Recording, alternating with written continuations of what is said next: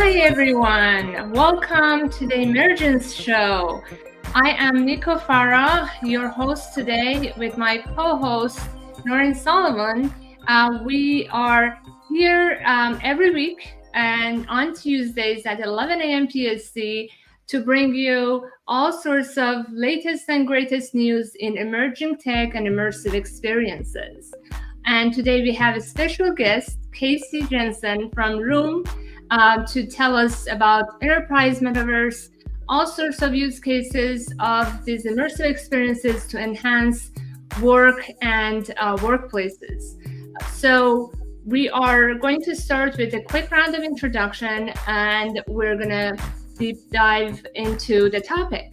A quick background about myself. I'm a technologist. I have been building retail tech businesses and then moved into immersive experiences, social commerce, and working on a social commerce network platform with Noreen, my co-founder. And we do all sorts of activities to educate and onboard more leaders with us on this journey. Noreen, why don't you tell us a quick overview of yourself? Yes, I'm Noreen Sullivan. I'm a sociologist and cultural anthropologist, and I focus on group interactions in, especially on social platforms and technology. And yes, Nico and I are working on bringing immersive experiences to more people and understanding how everything works. And I'm excited to be here today live in our new platform, video platform. It's very exciting. Thank you. And let's hear from Casey. Tell us more about yourself, your story, and your company. I'm Casey Jensen, Vice President North America at Room. Been at Room about a year and a half now, close to it. And, I come from, I started in the internet and digital business back in the mid to late 90s in Austin, Texas. So been around the block, seen a lot of things. And, we can talk about this a little, but I see so many similarities to all the things we went through with the internet early on that we're seeing with what we're going through with Web3 and the metaverse. So spent some time doing digital, opened one of the first offices for Google, helped open that up in Dallas, Texas, and was at Google for some amazing years, and then continued into different digital platforms, data platforms, spent a lot of time in ad tech. And then just by sort of accident, I was doing some consulting, and I fell into some opportunities with some VR, AR, and some computer vision companies, and got deep into computer vision with working with some of the best guys, engineers in the world, actually, working with Meta Labs and Google Labs and the DoD and all kinds of cool companies working on really cool projects. And that really got me excited and sort of re-energized, to tell the truth. I was sort of getting tired of things. I was like, man, this has re-energized me. It feels like the early days of Google and the internet. And I felt, man, this is really cool stuff. And I really then said, hey, I have a lot of experience in brand agency business, working in retail and a lot of other industries.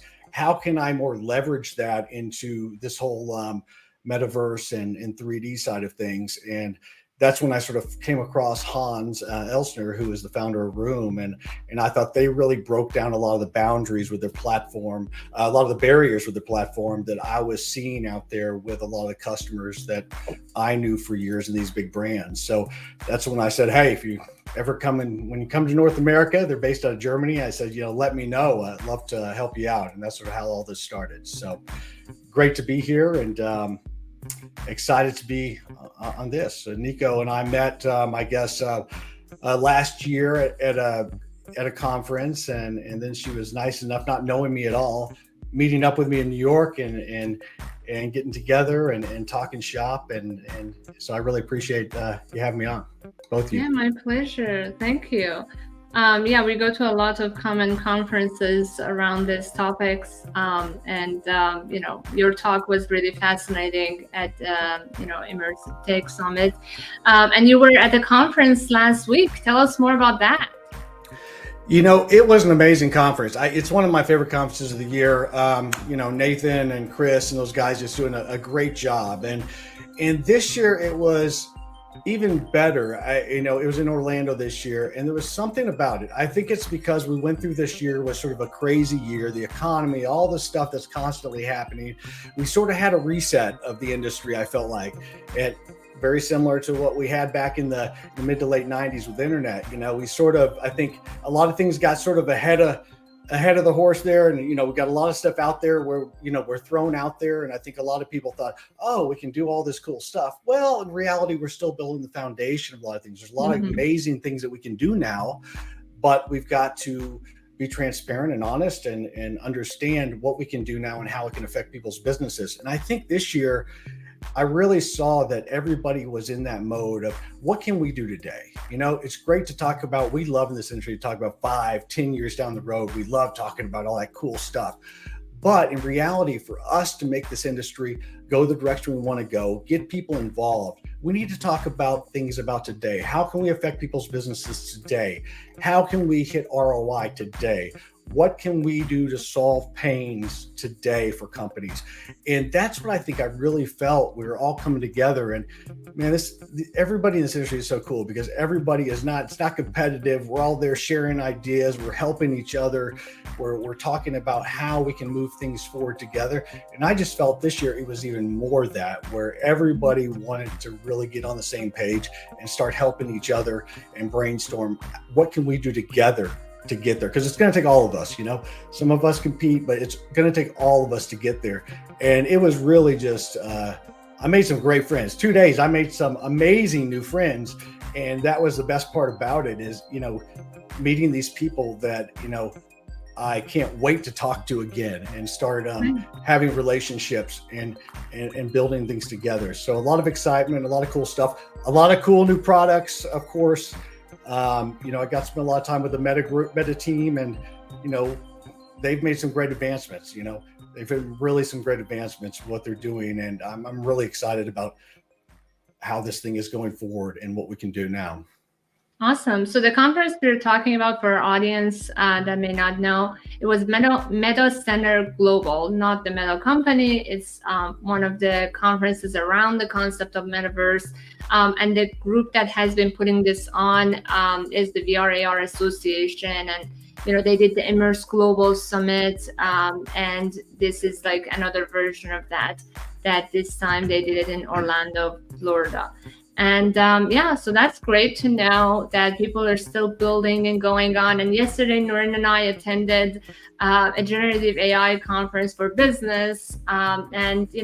The most exciting thing that was talked about was how 3D is so natural for everyone, for every human being. Our brain, is designed to understand the 3D information. And so, because of the limitation of the tools that we have been communicating and creating in these 2D experiences, whether it's writing or even painting or all sorts of things, has been very limited to just 2D. And when you think about like this AI boom, generative AI boom that happened, and we have ChatGPT and other LLMs, there is nothing similar to that for 3D, even though we really need that. And so the reason to that is because there are not enough of these 3D objects and assets available. And so it's really up to us builders and, kind of companies that are putting this up and, really working on that. Because there are many researchers out there that talk about how education and just absorbing information, whether it's for advertising or, just for education specifically, it's so much easier and better if it's done in 3D. And so that's why we are all doing these things. So whether it's helping brands to connect with their audience or, just enhancing the education system and other use cases. So the other thing is, like, if you think about different use cases of these immersive experiences, especially like around the industrial and enterprise side, There are different use cases, anywhere from product design. I had another talk recently where I talked about one company called Millen, MLLN, where they designed these beautiful sneakers all in VR. So they put on the headset and then design it right there. And then I'm sure you guys have other examples of that. Another use case of immersive experiences is for training of employees. At AWE conference, Augmented World Expo, Walmart announced how they have trained over 1 million employees with VR headsets. And so that's really fascinating. There's so many reasons to that, like, again, the absorption of information is better in 3D, but also you are kind of tuning out of the noise that is around you, and we're really focused on that topic that you're focused on. Another use case is medical. We see a lot of these events and showcases talk about surgeries that can be done with, VR and immersive experiences. Another one is employee onboarding. We see even several financial companies, banks that are doing training. I think it was Bank of America that announced they're trying to do onboarding of employees in this. I think Nico froze up there. Yeah, so Bank of America is trying to onboard employees through these virtual experiences, and that's really a fascinating idea. And we also, and then also like governments are doing that, to have them move forward, and with very complex ideas. So Nico, you're back. Yes. Sorry for the disconnect, but yes, I would love to hear from you, Casey, a bit more about what Room is working on. What are some of the use cases that you guys have worked on? If you would like to give specific examples, name the companies, and go deeper into that, that's fine. Tell our audience like what the possibilities are. Yeah. I think we work on we've worked on a lot of different things, and we cover a lot of ground. If you look at our website, we do a lot of different things, working across a lot of industries. And I think here in Germany, we've been very successful, and in Europe, doing a lot of cool projects. I think in the US, we're trying to figure out, where are the areas that for customers right now during these times where we are, where we need to focus on. Again, where can we solve those pains? And, what I see based on what we've done and had success with, and where I think there's, the need is really in these areas of training, onboarding is a big one, right? So again, companies are looking for ways. They still have these same problems they had from COVID, right? They have lots of churn. They have people turning over. They have to train more people than ever before. They're not sending people out all over the place to train anymore. And they've got to be able, and they've got people all over the place, right? They're looking for employees wherever they are, the best talent. And how can we do that? That is at a reasonable cost and that's very efficient. And so we're finding a lot of companies that we talk to and that we work with, that's a huge area that you can start making huge inroads now and save a ton of money if you're a company that spends a lot on training across the nation or the globe. And then continuing that training, giving people opportunities, because a lot of companies, you know how it is, you get trained at the beginning, you don't get much training after that, you're at this pace. And this allows people to have evergreen type training, evergreen type experiences to further connect with their employees, and for employees to connect with each other, which I think is huge, building community, building culture. And I think we find that across a lot of things, whether it's Deutsche Telekom and some of the companies we work with, where they may start out and maybe they're using a training store where they have a store where they're doing training on products or they're training customer service. But then they also tap into maybe our event platform, and they're able to have a big concert or bring in a DJ or an artist, have a special night for their employees, or the recruiting things. Recruiting is another big area I'm finding coming up all the time lately, is being able to, I had a big accounting firm that I was talking to, and they wanted to be able to connect with college recruits. They want to try to make accounting cool a little bit, right? So they want to be able to connect with those college audience and be able to do it in a way they're used to connecting, which they're doing that on Fortnite and all these different areas. So those are like no-brainers to me of things that can really help companies right now be able to tell their story, get people interested in what they're doing, and then through it, do technical training, being able to do very technical training with the 3D products, like you said, being able to do that from anywhere and actually look at complex products, take them apart, understand how they work.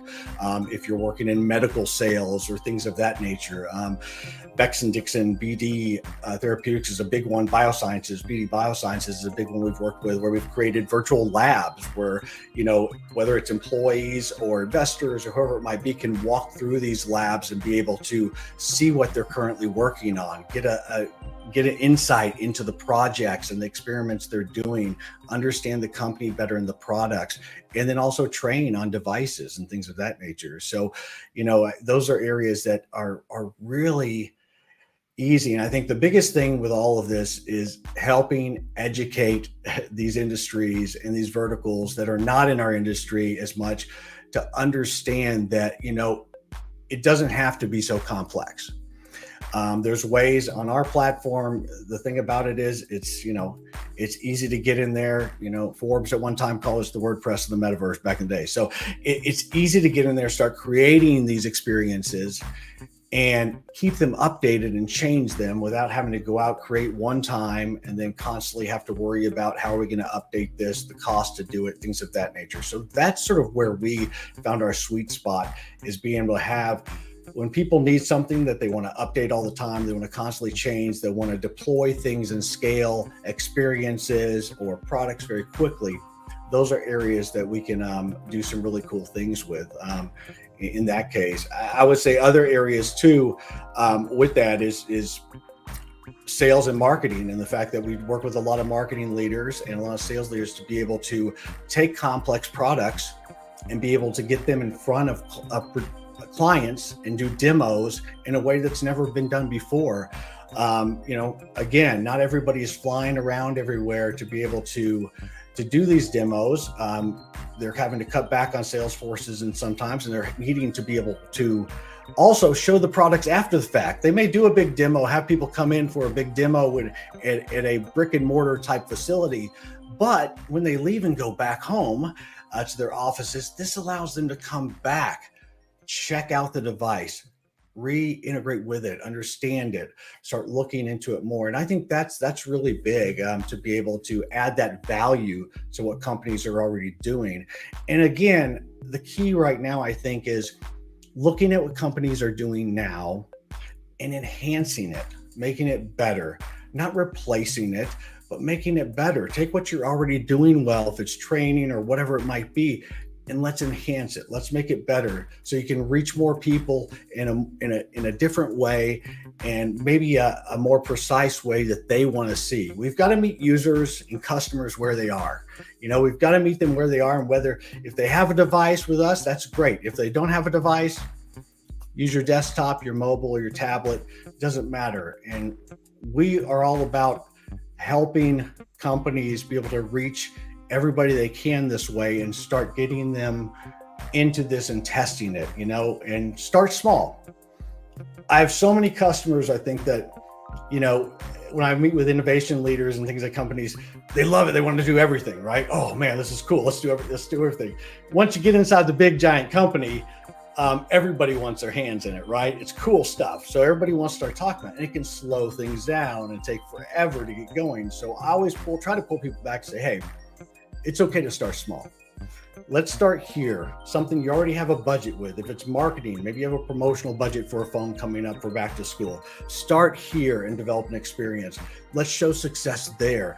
And then we can use that internally to help you tell the story. And I spend most of my time helping leaders of companies internally tell the story and educate. And I think that's what we have to continue to do as an industry to help them understand where this can help them today with what they're doing. Amazing. Thank you so much. Can you quickly walk us through the process of business kind of getting onboarded into your experience? I'm sure a lot of our audience will be wondering, what does it take for an enterprise company? Like, what do they need to have in place or, prepare to actually execute even in a small scale?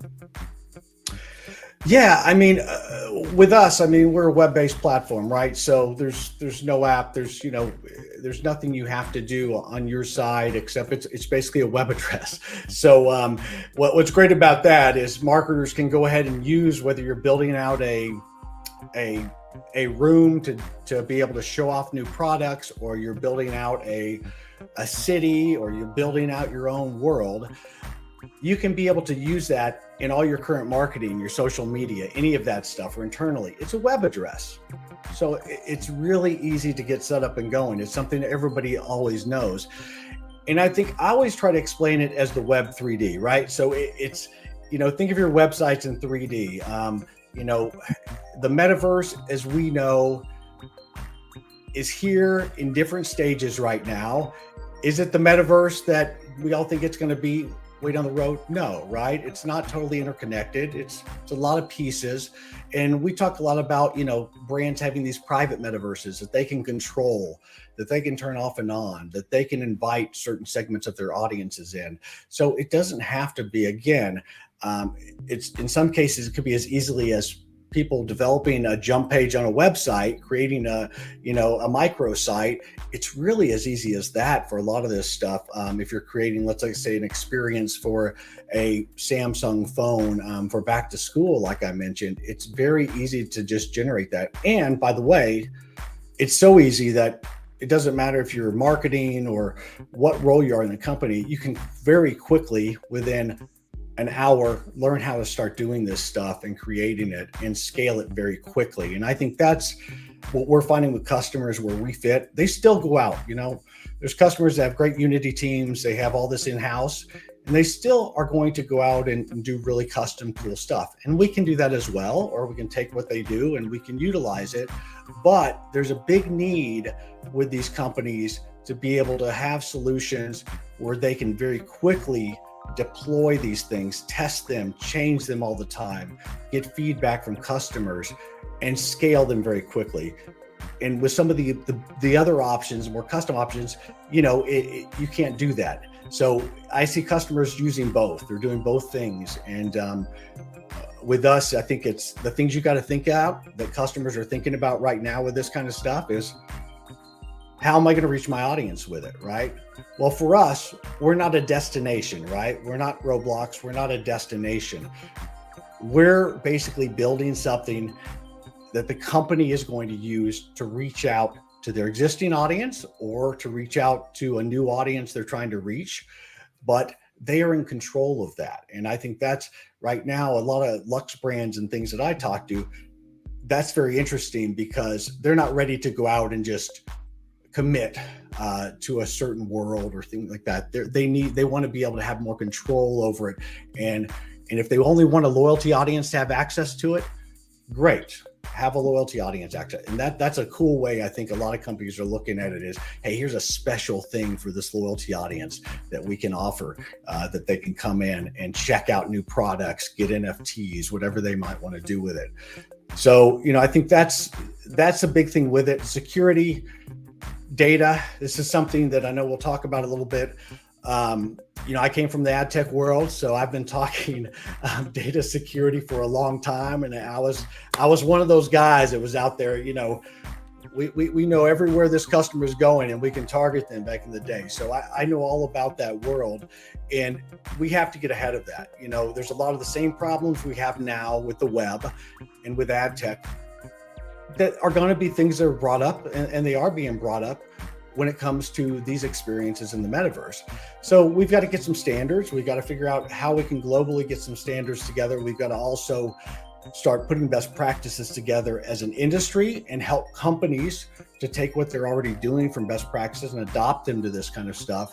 And a lot of it doesn't have to be things that are totally created new. I mean, a lot of them are very similar to what they're already doing. We have to just help them understand how it works within this environment. So I think that's a big thing, is helping them to understand that and get over that edge of that, hey, you can still control this. Yeah. So what I'm hearing from you is that it's, in Nico's question, like, how do brands get involved? It sounds like you're trying to marry the same way any marketing or website or any initiative will get involved. You pick an initiative, you say, and then you guys help them to say, this is how to do it in the 3D world, in the Web3 world, and then we're going to capture, your data and give you information and give it back, because you're really, one thing that I haven't heard a lot is about metrics and data and success. For me, with that's always been really important, especially, as a sociologist, trying to understand the customer and what they want. And so, do you find that most of the brands are seeing it as a bridge to a new generation, like Gen Z, because they're so used to it, like Roblox and stuff? Or are you finding that it really translates across the board to anybody once they have their experience made? Yeah, it depends on the company. I'm seeing both. I'm seeing a lot of companies that are trying to see how can we start to introduce this to our current customers? How can it benefit them? Whether it's 3D products, like you said, that have a big benefit, right, to customers and to the companies, and how can it work within these audiences to help them? And if they are trying to build, for the future and looking at that, a lot of companies don't have the ability to do that. So they're having to look at today, what's today Right. that we can do to increase our revenue, our bottom line in our deals. So companies like Nike, it's great, that they can really look out and say, hey, we're going to, we want to start talking to this audience now and build that Right. brand now. So that's great too. But, you hit the nail on the head on one thing, is that, the hardest part about this, as far as onboarding and working with customers, is helping them to navigate where we should start. Because most customers don't come to us knowing exactly where they want to start. So it's really a lot of work working internal with different teams to figure out, okay, what's the best place to start with? And that's when I usually try to guide them. Let's start small. Let's start somewhere where we already have something, right, that we can work with. But getting them to understand that, and then that's when we sort of can get things rolling. And if we can just get a project going and they can start getting people into it, especially internally, that's when all the light bulbs go off and they go, oh wow, we could use this for this, and we could do this and this, and I think it's really important to link it with something people are familiar with. You know what I mean? Because it can be so complicated in their mind. It's not really complicated, but like when you say like it's a web address or it's this. So if we can continue to bridge that gaps with things that people are used to, rather than have it be like this sci-fi fantasy thing, we're all going to live Ready Player One lives. No, this is actually business stuff, for businesses, and there is a good return on it. And I think that that's really important when we're addressing this industry. So as far as the industry is concerned, what are the most exciting things that you're seeing happening right now? Whether, outside your, what's exciting for you as far as applications or anything that you've seen of late? Yeah, well, I think the continuing improvement of devices. I think that's a big one, right? With us, you don't have to have a device, but we know the future. These are going to be important, and to see the development and the fast development that we're seeing with devices getting smaller, getting better. The thing with pass through and all this stuff is so important. So people will start utilizing the devices more. So I think the devices is really important. One thing that I'm really big on. I was a couple months ago, I was at a wearables conference in San Francisco, and I was blown away by how far wearables have come as far as fabrics that are like regular fabrics we wear every day that have sensors in them that you wouldn't even know they have sensors in them. Being able to take those, and eventually when I have a customer or somebody walk into a space, maybe it's a space we've developed for a rehab hospital or something, to be able to remote rehab, having them walk into a space, be able to know their heart rate, being able to know their different vital signs, being able to see while they're working out and doing rehab that it's telling them how to do it and giving them feedback. And now with AI, I mean, we're developing AI avatars now that, used to chatbot avatar type chatbots were just, they had to be fed information. They were never perfect. These AI avatars now are a game changer, because all of a sudden, if you need coaching, if you need guidance, things like that, it's changed the game to be able to really have so much more of a fluid experience without having a live person in the space. So that's a really exciting area that I'm really pumped up about. And then haptics in general, my thing is we've got to get to the place where we can feel, we can touch, we can, audio is getting better and better. And I think it's important that if you're training on an object, right now, it's still sort of awkward. It's great that you can do that remotely without being there, to be able to look at an object and manipulate it. But when we can touch that object, and we can if we're doing training for In-N-Out Burger or something, let's say, to be able to touch those products and be able to actually feel when you're doing something is so important, and going to be, I think it's going to take everything to the next level, not just with gaming, but with everything we're doing, sports and fitness and training and interaction. I mean, it's just a big deal. So that's really cool. And then, I think with cost, the realism and the overall quality is continuing to improve, which is great. I mean, a lot of people saw the Zuckerberg and Lex Friedman podcast where, they were the full immersive scans that they did, and all of their expressions and stuff were amazing and everything. And I think that's from a meeting collaboration standpoint, that's where a lot of people want to get to, right? So they want to get where they have that realism when they're having a business conversation and stuff. And so when you see that, that's really cool. Although my problem always is when they do that stuff is that they don't caveat it that, okay, a lot of times this took all these hours to do, and it's this cost to do this at this point. So, we're not there, but that's where we're going. So again, we have to sort of reset expectations with customers a little bit and show them where we are. But even with regular avatars, I saw a demo the other day that was amazing with just facial scans from a phone, and how we can have so much more realism on top of an avatar body. So I'm really excited as far as where we're going with some of that stuff, and haptics and wearables are just something I love, and I'm excited about in general, because I think we can have more interaction within the spaces that will be really cool as we go forward. Amazing. Yes, engaging different senses is what we always talk about, that it brings out the real reality that we're all looking for. So in terms of for our audience, they may not know what makes something more real versus other experiences. So the differences are usually in the game engines and the graphics that are being used.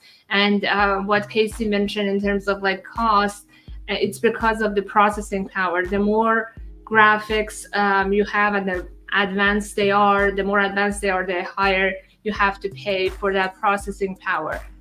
So are you guys using your custom game engine, or are you using like Unity or Unreal? Like, what are you guys using at Room? Yeah. Most of the projects we're doing, the back end is Unity and some Unreal.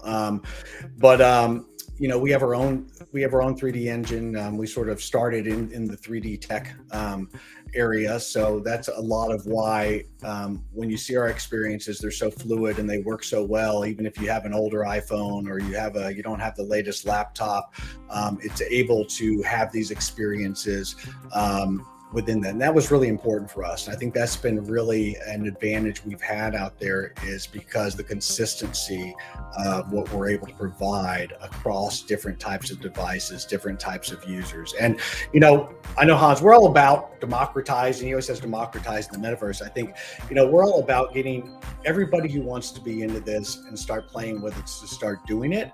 I mean, we want people to start, we don't want there to be limitations. No matter where someone comes from or what devices they can afford or what they have, we want everybody to get in here and start creating and start being a part of this community of what we're doing. I think that's really important for many years down the road. Awesome. Yeah. So again, just to add to that, Unreal has kind of like the highest quality. Sorry, I think I got cut off. Unreal has kind of the highest quality, but you have to pay a lot for it. And then like Unity is kind of good enough. And then, there are other game engines that stand in between.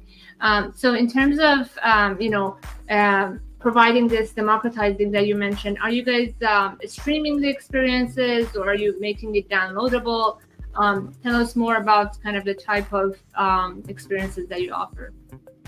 Yeah, so the experiences, again, I think what's cool is, again, if you create one experience, you create many experiences. I mean, you can get to them by web address. So, either they can, they can just go into that, or, if you have more of a traditional ad or a magazine, you can scan it in and go straight into it as well. So I think, you don't have to have a special app, I think, which is key to a lot of companies we deal with. And we want to make it really easy. So again, they're not having to do a bunch of special marketing. It's just working within what they're already doing when it comes to that case. We even have, these were originally developed for just trade shows and stuff, because we wanted to be able to show people things. And we have these portals. It's basically like a doorway that you're able to use a device and put it up to it, scan it, and you can walk in to whatever world we created. We've done this for Deutsche Telekom and some others, and really cool for in-store experiences and activations, sort of bridging the gap between the real world and the virtual world. And we found that people really, it helps them get it, right? We're used to walking through doorways and outdoor ways to the beach or to wherever we are. We're used to walking through doorways. Our brain just gets that. And I think that really helps people to understand it and get that feel. And when you look back in ours, you see the real world back there, which is sort of really freaks people out and it is a lot of fun. But I think there's things like that we, can continue to do to help educate and help people understand and again enhance the in-store experience, not just change it or go away from it, but enhance it as well. So awesome. Yeah, people used to ask me when we first started making these immersive experiences, like, why are you not going wild and fly around? Why are we walking still? But it's because of what you said. So it's easier to bring the masses into these experiences and kind of reduce the friction when it looks familiar. So that totally makes sense. And doorways is a really great idea. There's some science around doorways. As a sociologist, I know this, that it does give your mind a reset. So how you walk into a room and you forget why you walked in there all the time, and it actually some scientists, I think it was at Yale, studied it, and it's just a mental reset. Like you kind of drop what was on your mind before, and doorways provide you almost like a mini clean slate. So that's a really interesting way to do it, to bridge the gap. So there is some proven science around that choice. And the fact that you guys made it intuitively is great. And I have one more question. Oh, yeah. I was just going to add one thing that you were talking about, access to it, whether it's a web address or whatever. But we also, we have an app in the Meta store, so you can access it through that. We're also working with other device platforms and things that we're able to integrate what we do within their existing operating systems and things like that. So we're continuing to work on that, and also, eventually you'll be able to take what you do within Room and take it where you want to go. I mean, I think that's down the road. In the future, we'd love for people to be able to create and go different areas with it. So that's really where we're going. That's amazing. And a lot of these use cases we're talking about seems to be marketing related. Do you see a lot of these innovations or connections happening within enterprises coming from the marketing departments, or do you see that the innovation department? Like, where do you think a company should start kind of establishing this relationship and getting this type of activation started? Yeah, I wish it was really cut and dry. I mean, I found that so many companies, it's very different. A lot of times I'll start conversations with the head of innovation or the innovation team, just because they're so open and they could be already working on these things. They're open to these things, and that's a great place to start. And they can really help you vet where you should be talking to first, so you're not, especially with a huge company, that you're going the right places, because you can waste a lot of time. I mean, jumping around in some of these companies with this type of solutions. So, sometimes it's head of IT, right? Sometimes it's product driven, depending on what they're doing. So, and then sometimes it's it starts in marketing, and they have the idea, and then they want to sell it through to the other teams. So, but the key is you have to talk to multiple players in these companies. You have to educate multiple people within these companies, because you're going to have to educate them at some point. You're going to have to talk to them at some point, and the more you can do that in the beginning and empower whoever your first contact is to be able to, let them know that I'm here not to sell you something right now. I'm here to help you educate and help you, empower you to go internally and be able to help this. Yeah, I mean, in this industry where we are, I mean, I think that's what you have to do a lot for long-term success, is to do the right projects that are going to be successful, and not just to do a project that ends up not being the right project for them. So, I mean, I know that's really important for me, is doing the due diligence early, setting the right expectations is huge in this business. And we want to make sure that the first project we're working on is going to be successful and lead us to other areas of business within that partner. So yeah, this is a challenge. A lot of short-term activation, one-off activation, and then nothing after. So we want something like short-term activations and long-term activations. You were skipping out a little bit, Nico, but yes, like making those choices.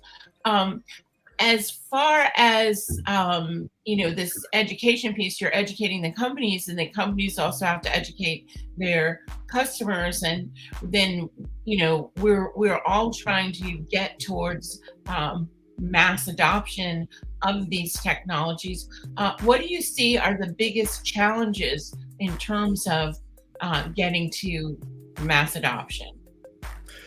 Yeah, so the biggest one, like I said, is education of internal people within a client or a company. I think that's the biggest one first, is making sure that, because you see they're getting all kinds of information, and there's all types of correct and not correct views on where things are right now and what can be done from a technology standpoint. So I think education is huge, and then helping them to understand education, the users too, and how that'll be important to be able to help people start adoption. Because at the end, we want internal adoption, we want external adoption, right? That's in the end, we want to do that. And I think it's not just throwing stuff out there. It's really thinking about it having a roadmap on how to do it. Even with onboarding and training internally for HR stuff for companies, it's really understanding, yes, we're going to do this cool thing. It's going to do great things, but how are we rolling this out so we get adoption with our different departments that are used to doing things in old school ways, and they've been doing the same thing for a long time in some of these things, whether it's recruiting or HR. How are we going to start? Where are we going to start with one project here or this? How are we going to start so we make sure we get the most adoption internally? And then how are we going to test and get feedback and analytics when we are doing these trainings with our employees?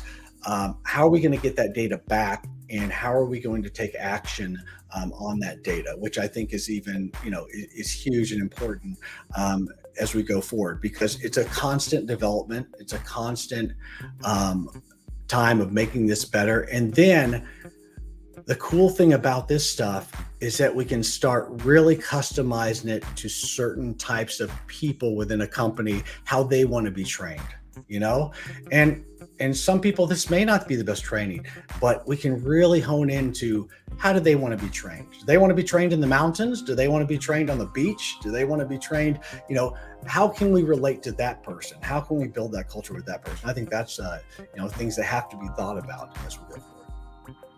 And what are you guys doing in terms of solving these challenges? So is it about doing some sort of initial activation internally to make the employees familiar with these experiences, or how are you approaching this process to lower the barriers?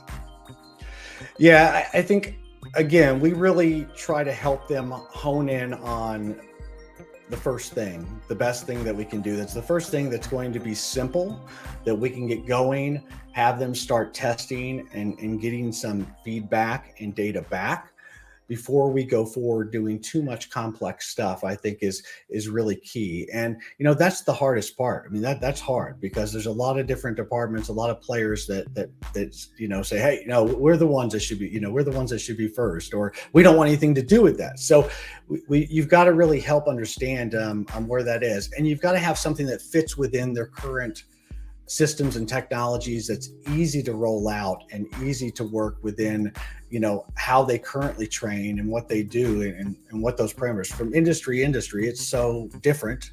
And there's so many different variables that are important that, I think those are areas you've got to start simple. I mean, that's why, start simple, test, and then move out. And, one example of this, I'll tell you, sort of like, we have a client that we work through an agency called Spy Group. They just actually got merged. I'm trying to the new day, but they're a great company that works a lot B2B with communications within companies and do all kinds of great things. And PTC is a huge, therapeutics company out of New Jersey. And with them, the start was they were having a 25th anniversary coming up, and they wanted to build out this experience for their 25th anniversary to go with it, where people could go through and see the history of PTC and interact with it in sort of this museum type experience where they can go and really, feel the history and understand, how we got to this point and walk. Current employees and new employees get to see that. And that's where it starts. And then a lot of times with companies, it starts there. And then they're like, oh, wow, this is amazing. We can, let's start looking at how we could use this for, onboarding and training and, marketing, talked about this. How can we utilize this over here? And our platform has so many different pieces to it. An event platform, we have the spaces, which is all the virtual spaces. We have a 3D product group and a meeting collaboration and education group. So the great thing about that is we can start doing a lot of things within the same platform. And, if you have a training, let's say, of a lab that you're doing training within, but then you have all your salespeople coming in for a big conference at some point, we can plug that in. We can plug into the event platform, and we can host that big conference as well, plus attach it to those spaces to be able to do where they can walk in and train on the products as well. So, it's about taking baby steps, but then people start to see, wow, what this can encompass and how this can really work with us. Deutsche Telekom's a great example. I mean, they have a whole city, the T-verse they call it, where they do all kinds of events and trainings and concerts, all kinds of cool stuff. So, wow. So, where do you see the metaverse changing? How businesses operate, like what, in the next, 5-10 years. How do you think that all this will impact the way business gets done? Yeah, well, I can tell you where I see it continuing to make a lot of progress and expand. I think, I made this back early in the internet business. I remember thinking, oh yeah, it's going to do this, this, and this. And I was, and most of us were totally wrong at the direction it went. And I think most of us that are in this business, none of us are experts. We're constant learners, and we're constantly working with each other to look at where we think things are going to go, and every day it changes. So what I see though is totally improved collaboration internally, externally, for employees and for customers, really building a sense of community with a brand's customers. That's been something they've done on social, but taking it to the next level, where your customers can come together that are passionate about certain products and be able to hang out and talk, get to know each other, and think of the data you're getting from a product standpoint and understanding where the people that know the product the best, that are using the product, can start really socially talking about that in these sort of places. So that's an area I really think is great, and continuing to be able to demonstrate and sell complex products like never before. I mean, cutting down the sales cycle in a way that we haven't seen, because of the fact that people can actually, from wherever they are, be able to go back and look at these complex devices. Some of them are super big, super heavy. They're not shipped them all over the world like they were. So being able to do that is going to really cut down the sales cycle, cut down on travel, cut down on some products that may have some type of, it's dangerous or there's liability to them, being able to look at things that way. So I think that's a big area. More engaging, more memorable, personalized marketing experiences. I mean, I think we're just going to continue to take that to the next level with these immersive experiences. And again, one thing that's really cool, I was talking to a company recently, and they started doing some 3D work with us, some 3D products for e-commerce. And they found that their customers, they were looking at the products in 3D on different area of the product than they ever thought they would. They were honing in on this specific area of the product, and they're like, wow, why is it looking at that? We never thought about that. And it made them start thinking from a design standpoint on the next version of that product, okay, we need to understand this. We need to understand why this is. And so I think we're going to be getting some really cool, interesting data from a product development standpoint and understanding how that does that. We have one customer that, they're scanning tens of thousands of assets right now.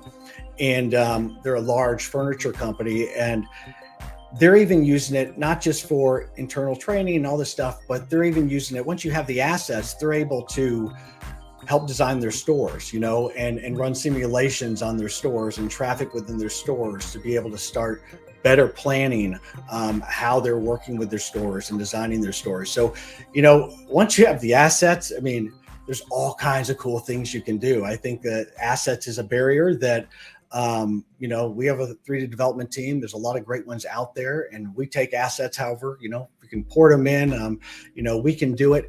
But with AI, I think one thing, Nico, you brought up, I think it's going to change the game as far as developing high quality assets a lot faster at scale, which I think is important for the industry. Yes. And yes. I've heard that from several experts, like the first step for brands or businesses to get into these immersive experiences is to convert their assets. So Thank you for that tip. And yeah, we are getting close to the end of our conversation, and this was amazing, really educational and informational. Would love to know if you would like to share with us any updates, news about what you're working on, any call to action, anything that our audience can do to support you and continue bringing the masses into this amazing experiences. Yeah, one thing we're still bouncing off the walls about is, we recently announced a couple weeks ago that we got 18 million euros in funding, which was amazing for us to be able to go out and continue to do some of the stuff we want to do. And nothing to do with me. It's like, this team a lot of them have been together for the past 7+ years, and Hans and the team have done such a great job. And to be able to be in this business for 7.5 years and building this, and they were able to do that, self-sustaining in many parts of that, and they've just done an incredible job to be able to get where we are now, and now to be able to see that pay off with the funding. I just think it's I'm really thankful for that, and I'm really thankful for the team, all the work they put into it to get us here. And I think it's just the beginning. So that's what's exciting. We have to be patient in this industry. We have to be patient and know it's a road. It's not a sprint, it's a marathon. And but there's going to be great things to those who keep at it and keep going. So I think that's what's exciting about it and why I love talking about it. So yes, thank you so much. That was amazing. Congratulations on that funding round. People say like this time is really bad in terms of like finances and venture capital funding, but you guys did a great job in terms of like the adoption of businesses, and the traction that you created definitely helped with this, and the amazing professional experts that you have on the team. So that's amazing. And we learned a lot about all these experiences. Noreen, what are your thoughts? Anything you would like to kind of wrap up the conversation with? Sure. The biggest takeaway that I'm hearing today is meet the audience where they are, right? Whether it's the enterprise audience, it's whether it's you touched on something very near and dear to my heart, which is like how brands have already engaged on social media, and yet when you go to something like Decentraland or something, it's kind of empty. And the idea of having these brand experiences be more like what people are familiar with, and more activations and interactions that are meaningful. That's really important. I think that we are here doing this because we want to enhance being connected to others. This is a not a fantasy space, it's a reality space, and we just want to make connections and things more accessible, and I think that these tools will eventually do that. But that's my takeaway is like meet people where they are and provide them with a great experience, and I think you guys are doing that. And small steps, one step at a time. Casey, do you have any closing comments before we wrap up this great conversation? No, I would just say, I think it's all about learning, like I said, and we have some great companies in this industry across the board, great platforms, great companies. And I feel like everybody I've met, they're in it for the right reason, and they're trying to do the right thing for the customer. And that's one thing I learned early on at Google is, focus on the user, focus on the user and build things for the user. And that's something I think I see a lot in this industry. So, whether it's client side or partner side, or if it's individuals that are in the business we're in, I would just say, hey, let's talk, let's hang out, let's have a conversation, that's what I think is the best thing about this right now is, let's continue the conversation, let's build relationships, and let's help each other. So. Amazing. Thank you so much. Thank you, Casey, for being with us. Thank you, Noreen, for co-hosting with me. And thank you to our amazing audience for your time and attention. We do this every week on Tuesdays at 11 a.m. PST. Join us for continuing to talk about latest and greatest in emerging tech and immersive experiences. Thank you and have a beautiful rest of your day. Bye. Bye. Bye.